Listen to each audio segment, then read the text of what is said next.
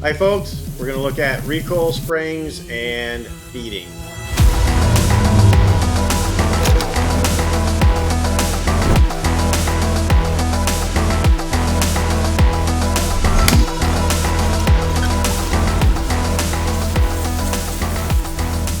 Hi folks, Bob Server from Fusion Firearms. All right, we're going to go back to our feeding series. We still have a few more things to clean up, videos on feeding. Today we're going to look at recoil springs because there's a lot of questions on recoil springs and feeding. So what do you have to be concerned about with recoil springs, and what's out there that are variables with recoil springs and can affect your feeding? So let's look at a few things. So all right, we look at recoil springs. I like pretty much the conventional recoil springs, whether it's carbon, steel, style, or stainless. Most of our springs are stainless, but there's regardless, they're both going to work real well. When I look at feeding and spring tension, or for 1911, generally springs do not play as much part in feeding as people think. Most of the time, you're going to really, if you have feeding issues, you want to look at a bunch of the other things that we have down with your feed ramp, your barrel throat, your 1/32 gap, your extractor tension, possibly your magazines, okay? So all those type things you want to really look at. Where do I see the recoil spring come into play with feeding? Well, generally, you'll see it with the lighter calibers. Again, we'll look at the 9mm. You'll get people that, will call in, oh, my 9mm doesn't shoot. Well, 9 times out of 10, it is because you got too heavy of a recoil spring in it for the ammo that you're shooting. So and just think about this. Your slide is really not actuating all the way back far enough. So the cartridge, the empty case, is never getting out of the ejection port fast enough, or because your slide's so sluggish, it's not ejecting properly, and it's not really coming all the way back to back dead center to feed the next round up into the chamber either. So again, that's something that we do see a huge effect with recoil springs, and it's generally on lighter calibers. Now, a lot of people say, well, Bob, how do I know if I have too heavy of a spring? Well, we sell different spring sets with our firearms. We also give you extra springs, recoil springs with the kit that you get. So, what you want to do is generally start with the lightest spring and then work your way up. Or some guys will start with the heavier spring. So if you're shooting with the heavier spring and your gun was feeding okay, and you're shooting with the heavier spring, and all of a sudden it won't go to slide lock back. Well, that's number one, consideration right there. It throws a red flag up that, geez, I don't have slide lock back. Why? Well, again, your slide is probably not coming all the way back to back dead center so that it can go to slide lock position. So, what else can affect slide lock? Well, a bunch of things, obviously. This slide stop itself could be bad. The follower on the magazine could be bad. There's a bunch of other factors there too. But when we're focusing on recoil springs today, the recoil spring becomes, an issue there. So where do we go? You go and you take your heavier spring, you go out and shoot your gun. All right, the gun's not locking back. Okay, first indicator. Or it's not feeding right. Second indicator, red flag going up. All right, now say I had a 14 pound in my 9mm. Now I'm going to go down to, say, a 12 pound. So I'm just going to put 2 rounds into the gun, maybe 1. I'm just going to shoot it and see if it'll lock back now. That's it. Just shoot it and see if it'll lock back. If it locks back, good. You're kind of within the parameters of that ammunition and the spring weight that you put into the pistol, to bring you back to slide lock back. And generally, if you're going to go to slide lock back, then your slide's going to be going back to back dead center, close enough to feed properly. So you're not going to have an issue there either. So again, if the 12 pounder didn't work, then go down to the 10 pounder. So, a lot of guys, even with heavier loads, say like 10mm. Bob, what should I use for a 10mm?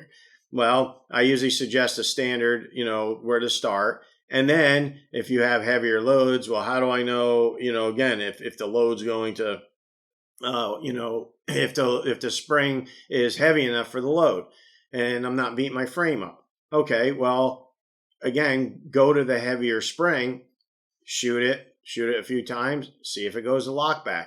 You'll pretty much know right away if the gun is not going to, if the slide's not coming to lockback, that, okay, I got too much spring tension in there.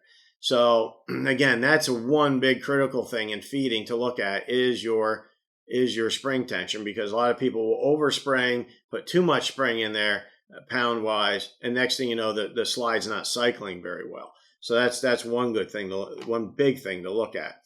The other thing is, springs, if they're kinked, if they're bent, those are things to look at also.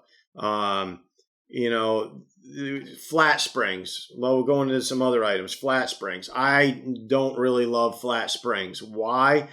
I have nothing against flat springs other than, again, it bastardizes the parts that are going into your 1911. You generally need a special guide rod, which again is off spec or off standard.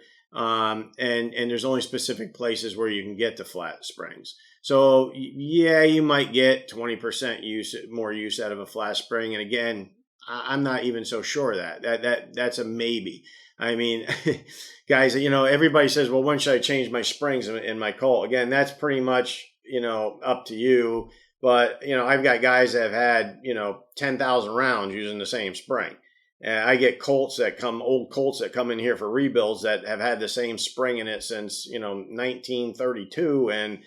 And the spring is still working. It's not great shape. Don't get me wrong. It's not fatigued. It probably should be changed, but it's still working. So again, it's pretty much discretion. And, it is probably, if you're shooting an awful lot, it's probably good to freshen your springs up maybe every, 7,000 rounds or so.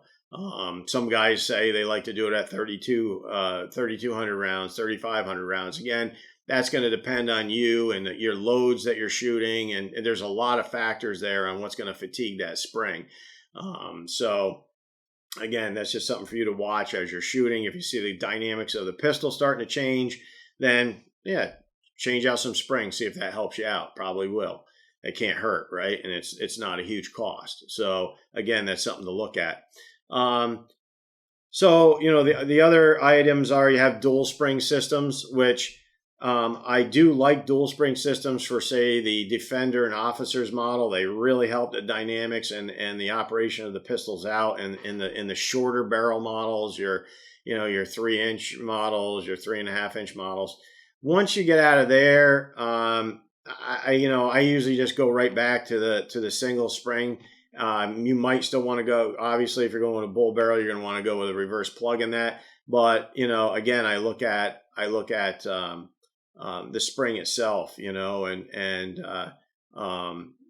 what poundage you're going to use. And again, even if I'm going with a reverse plug system, do I want just a GI guide rod in there? Do I want a 2-piece guide rod? Do I want a full length 1-piece? So there's a bunch of different options for you to choose from there. And again, most of that's personal preference, or, the ease of taking the firearm apart and what's easier for you. So again, those are things that you'll want to make that decision on your own, or you can call in for tech help and we can kind of guide you through those things. A few other things is, guys will say, well, I got a spring and I want to keep trying my gun, but they're both 18 pounders and I really want to see what I can do. Well, within limits, you can cut a spring back. Okay. And there's no real general rule at this, but, generally, you can use a pair of electrical wire cutters. You can use a grinder, belt sander, and just nip it and take it off. But if we're ever playing with something experimental, or say somebody's working up hand loads and I'm working up my own hand loads and I'm playing with it a little bit, what I'll do is I obviously have the springs available to me, so I would just go grab another spring. If you don't, rule of thumb is generally you go back about 2.5 coils on it, and you put it down and you cut it. You cut the end of the spring off. Now that can be done within reason. You got to remember that, on any type of spring, it's going to lose more mechanical ability as you keep cutting it shorter. So, and you can cut it short to a point where, again, you're not locking up properly. I guess that's one other item. If you do go too light of a spring, you can actually get where your slide's not going in the battery all the way. So that's one thing you want to look at. And why that is because it can't overcome the inertia needed to actually get that cartridge up under the extractor, bring it up onto the breech face, and get it into the chamber. So you're stopping short somewhere. So those are things that you want to look at. There's also other causes that we've talked about with the barrels. That can actually cause that too, that same condition. You want to look at the hood of the barrel, make sure that, it's not hitting one side or the other, and you're starting to see, well, I got a lot of wear on one side of my hood. Well, maybe it's the hood when it's coming into the slide and locking up on the breech face here. It's hitting one side or the other kind of hard. And again, it's making it a little bit more difficult. There's too much resistance there, and it's making it difficult for the barrel to swing up and go into battery. So, just because you see a condition happen, there could be more than one variable that's causing that, or the variable that you're thinking about, that's really not causing it. It's not the spring. A lot of guys will say, well, geez, all I did, I had a barrel problem like that, but all I did was put a heavier spring in. Well, you really didn't solve the problem. The spring is just putting a Band-Aid on it because it's slamming that thing in there harder, to bring the barrel into battery, which there's nothing wrong with that. But again, fitting the barrel hood up on top would have been the way to really correct that, and then just keep your standard weight spring, because any resistance like that, especially when you get into the lighter calibers again, will end up causing feeding issues. You look at it and say, boy, my feed ramp's not feeding right, or my barrel's not feeding right. And it's not even that. Again, you may be hitting up here on the top of the barrel hood. So again, it's just, you got to look at all those variables and what's really causing that type of feed problem condition.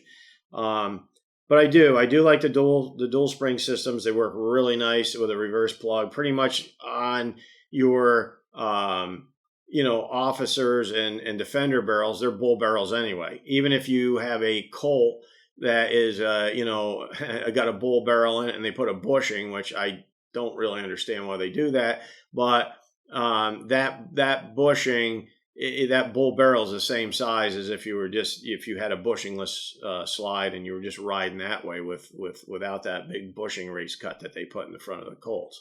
So, I do like these, like I said, for the smaller type guns. So again, I hope that helps you out on one of the feeding issues with springs, because I see a lot of guys, they just want to they have a feeding issue and they just want to run to another spring. And yes, sometimes that might work. But generally I usually see it as an 80-20 thing, which 20% of the time, that different spring change might help you. 80% of the time, it's some other mechanical issue that really has to be looked at, such as your feed ramp, barrel hood, breech face, extractor tension, feed ramp on the barrel or the frame itself, chamber, barrel throat, we can go on and on. So, are you bumping the inside of the slide stop lug? So, or do you have a bad magazine, But again, if you have a gun that is feeding well at one point, and then all of a sudden the dynamics change, well, yeah, that's probably a good indicator. Let's just try a new mag, or let's just try a new spring. So again, that's probably the best way to take that route. So again, I hope this helps you guys with feed, on our issues of feeding. Springs are a big topic, and there's so many different variables of springs. There's variable twist springs, there's flat springs. You want to use what works for you. But again, I like to do things that are more standardized. That's one reason I don't like the flat springs, because I'd rather have standardized products that, regardless, you can still replace it, you can still work with it, you can still find something to get your pistol working if you had to. You're not specifically cornered into a spot where I have to buy this style because it doesn't work with my guide rod anymore, or it doesn't work with my end cap anymore, or it doesn't work with this. So, again, just think of all those variables before you jump into some of this trick stuff going on. Okay. All right. Thank you very much. Thank you for watching. Thank you for helping us build this YouTube channel, and we'll be back again with more.